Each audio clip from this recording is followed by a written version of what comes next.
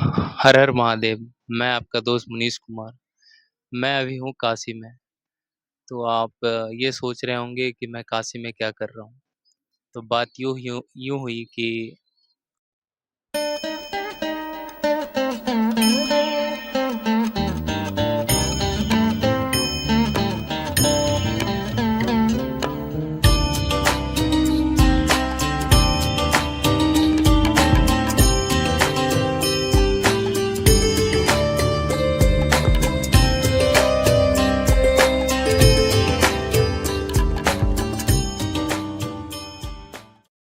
मैं था पटना में और मेरे मन में ख़्याल आया कि काशी के बारे में बहुत मैंने सुना था, तो मेरे मन में यही चल रहा था कि काशी कब जाना है।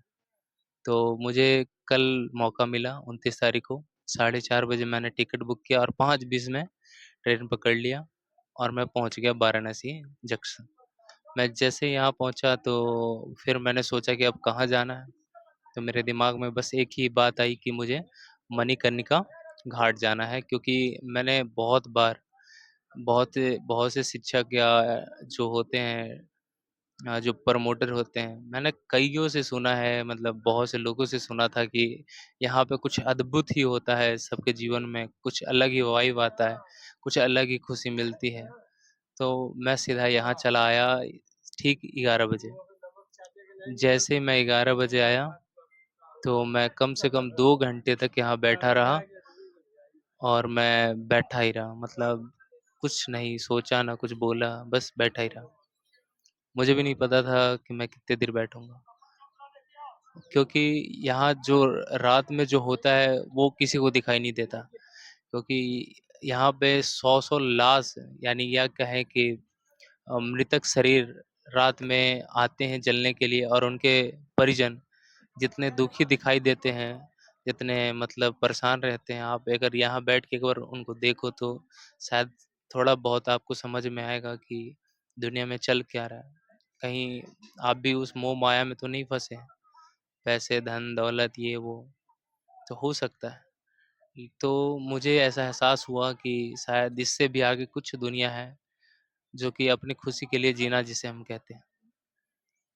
और फिर मुझे कुछ लोगों से बात हुई, जैसे जो जिन मृतकों को जलाते हैं, उनको उनका नाम तो मुझे अभी नहीं पता, लेकिन जो भी हो, उनसे बात हुई और उनसे बात होने के बाद उन्होंने बताया कि जब महामारी आया था तो एक टाइम पे मतलब 600-700 बहुत सारे लाशें एक बार में आती थी। गिनती मतलब रखने की जगह नहीं थी यहाँ पे मणिकर्णिका घाट पे।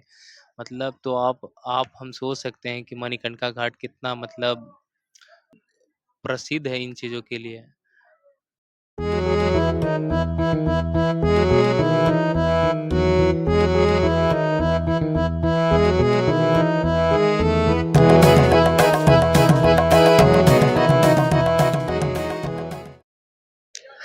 तो हम बात कर रहे थे मणिकर्णिका घाट के बारे में, और उसके बाद हम जाते हैं काशी विश्वनाथ मंदिर में।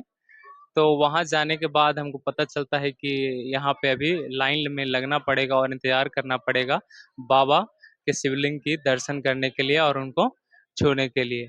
तो हम 4 घंटे पूरे इंतज़ार करते हैं, तो हम अंदर जा पाते हैं, और अंदर जाने के बाद हमको पता चलता है कि फिर से 45 मिनट इंतज़ार करना पड़ेगा उनसे मिलने के लिए और देखने के लिए और छूने के लिए। तो हम फिर से 45 मिनट इंतज़ार करते हैं और फिर हम बाबा विश्वनाथ के दर्शन करने के बाद हम बाहर आते हैं, और बाहर आने के बाद हम फिर एक और शिवलिंग के पास जाते हैं और फिर हम जाते हैं भगवान श्री कृष्ण के मूर्ति के पास। वहाँ पे दर्शन करने के बाद हम फिर वापस लौट जाते हैं अपने यहाँ 80 घाट के पास। तो हम अभी हैं 80 घाट के पास।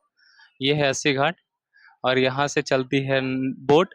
आप कहीं भी मतलब यहाँ वाराणसी में जा सकते हैं 80 घाट से, और बोट का जो फेयर चार्ज होता है 100 रुपीज़ पर पर्सन होता है, जो कि आप इधर देख सकते हैं। तो हम बात करेंगे काशी के बारे में। तो काशी के बारे में कहा जाता है कि ये शहर 5000 साल पुराना है, और यह भगवान शिव के द्वारा बसाया गया सबसे पुराना शहर में से एक है। और महाभारत, रामायण और बौद्ध ग्रंथों के अनुसार अगर देखा जाए तो 3000 वर्ष पुराना ये शहर है वाराणसी। अ, यूपी सरकार के अंतर्गत आता है और वाराणसी आज बहुत ही प्रसिद्ध टूरिस्ट डेस्टिनेशन है और यहाँ पे कई देशों से लोग आते हैं, विदेश से आते हैं, Japan, America, USA, Vietnam, Nepal, Australia, हर जगह से लोग यहाँ आते हैं। यहाँ पे इस दृश्य को, मनोहर दृश्य को पकड़ने के लिए, मतलब आई मीन इसको फील करने के लिए, महसूस करने के लिए। तो हम अभी फिलहाल इतना ही यहाँ से विदा लेते हैं और हम मिलेंगे अगले वीडियो में। हाँ, तो हम अभी अस्सी घाट पे थे, आपको बता रहे थे कि अस्सी घाट की क्या मतलब विशेषता है। लेकिन ये सब तो ठीक है, लेकिन यहाँ तक पहुँचाने में जिनका हाथ है, मतलब बहुत, मतलब शहर इतना घनिष्ठ है कि मतलब ये अकेले घूमना बहुत मुश्किल हो जाता है। तो भैया बहुत मदद किए अपना, रैपिडो के जो रैपिडो चलाते भैया, लेकिन जो इनका बाइक है ये, और अपने साथ मतलब बहुत हमको मदद की है इसने। भैया बताइए इस बारे में। नहीं नहीं भैया, हमारा तो काम ही है। हाँ, लेकिन आपकी वजह से तो हम यहाँ पहुँच पाए एकदम वो बात टाइमली यहाँ। आपकी बिल्कुल सही है, लेकिन